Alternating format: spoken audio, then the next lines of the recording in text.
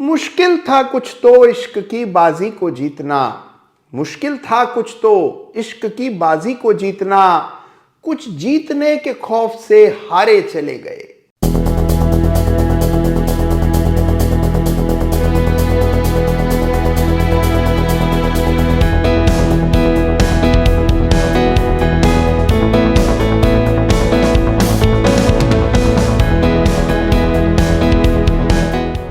नमस्कार, जय Shri Ram. Chart of the week के एक और बिल्कुल ताजा तरीन एपिसोड में आप सभी का हृदय तल से स्वागत है।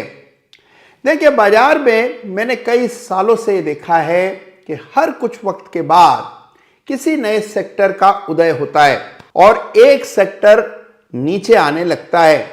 यह क्रम निरंतर चलता रहता है, सेक्टर बदलते रहते हैं। कभी किसी का दौर अच्छा तो कभी किसी का दौर खराब। ऐसा ही एक सेक्टर है सरकारी कंपनियों का। बहुत अरसे से बाजार को बड़े पैमाने पर अंडर परफॉर्म करने के बाद सरकारी कंपनियों में वाकई दोबारा से दम दिखाई दे रहा है। और इस सप्ताह चार्ट ऑफ द वीक में हम बात करेंगे सरकारी कंपनियों के चार्ट्स की। तो इस सप्ताह के चार्ट्स ऑफ द वीक का जिक्र करूं उससे पहले सरकारी कंपनियों के इंडेक्स यानी सूचकांक की बात करना जरूरी है। और यह सरकारी कंपनियों का सूचकांक है CNX निफ्टी PSC इंडेक्स, यानी कि सरकारी कंपनियों का सूचकांक। और इस इंडेक्स को अगर आप गौर से देखें तो यहां बड़ा जबरदस्त ब्रेकआउट इस सप्ताह आता हुआ दिखा। पहली बात जो आपको देखनी चाहिए कि 2008 के बाद यानी कि लगभग 15 बरस के बाद सरकारी कंपनियों में यह बड़ा ब्रेकआउट आता हुआ दिखाई दिया है। गौर से देखेंगे इस चार्ट को तो यह ब्रेकआउट आपको साफ नजर आएगा। ब्रेकआउट से पहले ही इस चार्ट पर एक सिमेट्रिकल ट्रायंगल पैटर्न बना था और अब बड़ा ब्रेकआउट चार्ट पर आता हुआ दिखाई दे रहा है। 4440 के आसपास की रेजिस्टेंस को पार करके नए कीर्तिमान बनाता हुआ सरकारी कंपनियों का यह सूचकांक नजर आ रहा है। और यही वजह है कि सरकारी कंपनियों पर आपको विशेष ध्यान देना चाहिए। तो आइए फिर इस सप्ताह चार्ट ऑफ द वीक में पूरी तरह से ध्यान देते हैं सरकारी कंपनियों के चार्ट्स पर।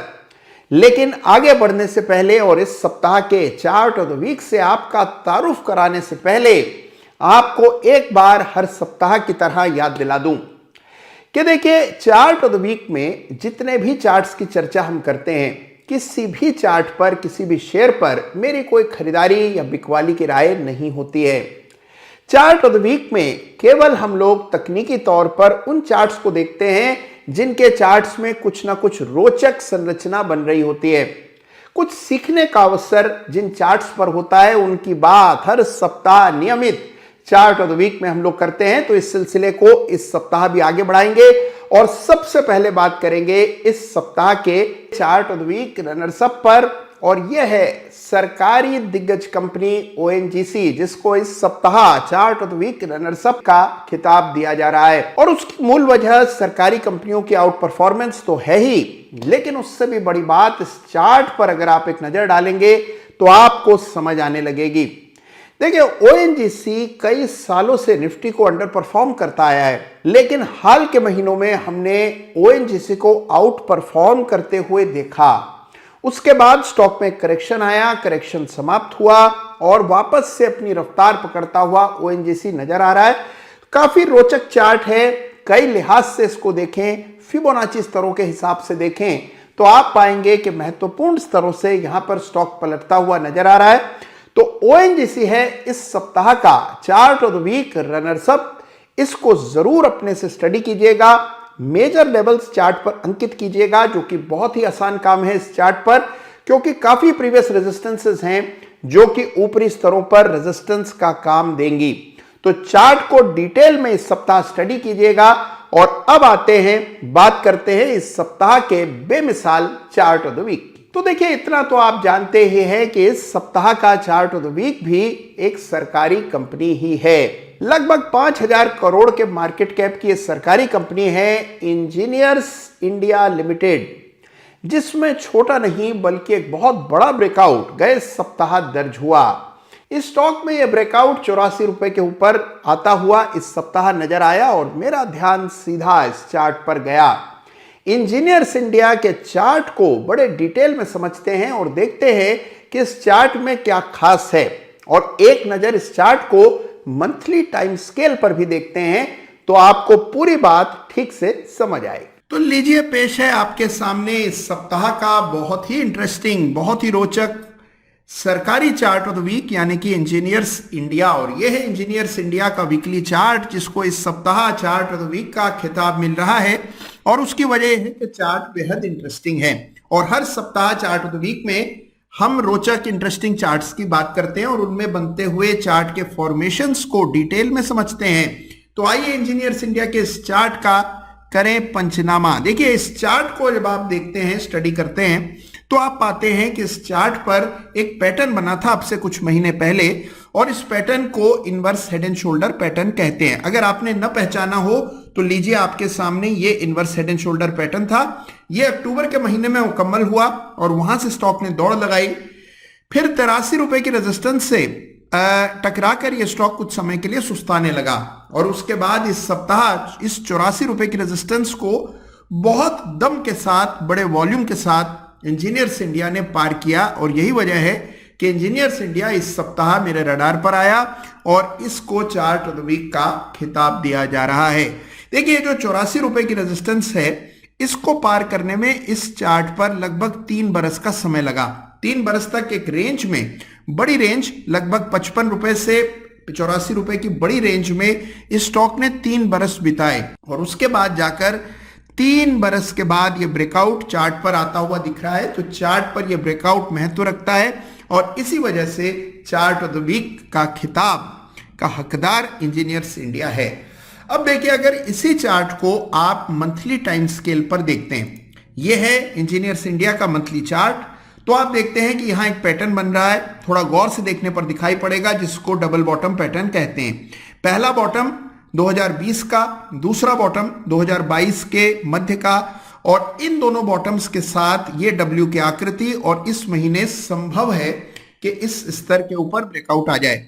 अब देखिए, महीने का अंत होता है 31 या 30 तारीख को, और क्योंकि अभी महीने का क्लोज आने में वक्त है, इसलिए मान करके चलिए कि इस ब्रेकआउट को हम प्रीएम्प्ट कर रहे हैं। इस चार्ट को देखकर यह ब्रेकआउट यदि आता है तो आप देखते हैं कि डबल बॉटम यहां पर मुकम्मल हो जाएगा, और यही वजह है कि ये चार्ट मुझे इतना इंटरेस्टिंग दिखाई दे रहा है। तो कई सारे फॉर्मेशंस बन रहे हैं और इस तरह के चार्ट को स्टडी करने से बहुत कुछ सीखने को मिलता है। इसीलिए इंजीनियर्स इंडिया के चार्ट को चार्ट ऑफ द वीक का खिताब दिया जा रहा है। अब आइए इसको दोबारा एक बार वीकली चार्ट के टाइम स्केल पर देखते हैं और देखते हैं कि अगले पड़ाव स्टॉक पर क्या हो सकते हैं।